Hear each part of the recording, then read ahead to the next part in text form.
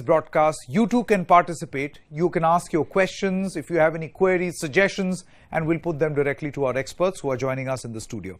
So the first query or concern that has come in is from Siddharth. He asked this question. Let's play it out for our viewers.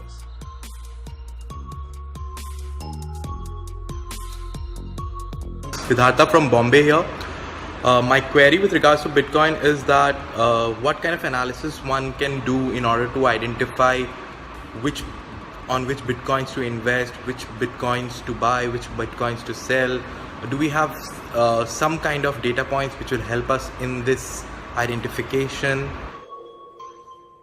Okay, so that is Siddharth's question. I want to now quickly introduce Himanshu Verma, employment and economic expert, who's with me in the studio. Hi, Himanshu. Hi, Sanket. You heard that concern? Absolutely. So, please sit down. So, you heard that concern. What will be your reply to Sanket, again, it is a very difficult question indeed. You know, which cryptocurrency a person should invest in.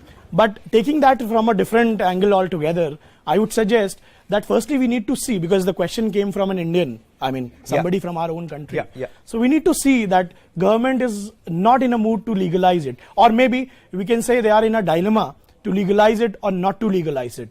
So firstly we need to clearly see and keep on following the government's take on the Bitcoin and other cryptocurrencies as well.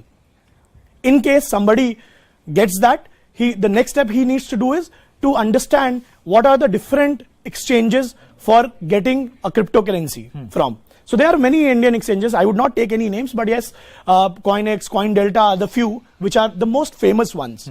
Because I do not want to recommend anything as such. Because what happens is, primarily when a person starts investing through an exchange, what happens is, at some point in time, all of a sudden, that because there are no apps which are there in place in India. Everything is being done over a website only, which these particular exchanges have built in. So there is no regulation as such in place. There is no law which is ruling this. So what happens is, on a sudden day when there is a larger traffic or there are more number of people investing, so all of a sudden they stop.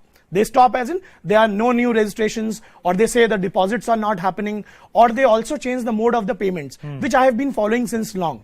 So there's no surety as such. So as to what exactly and is the ethical place to invest and to buy a crypto. Bitcoin is the show you're watching. We are trying to keep this interactive. The next question came on Twitter by Amog. Here is his question.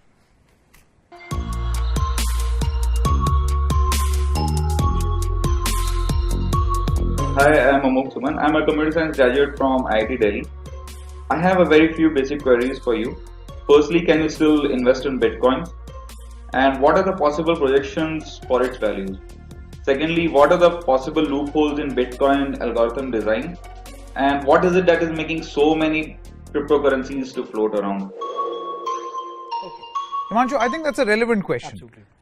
Possible projections, which means future growth, right? And what are the loopholes? See, all the projections depend on the affinity and of course the legalities which are linked to it.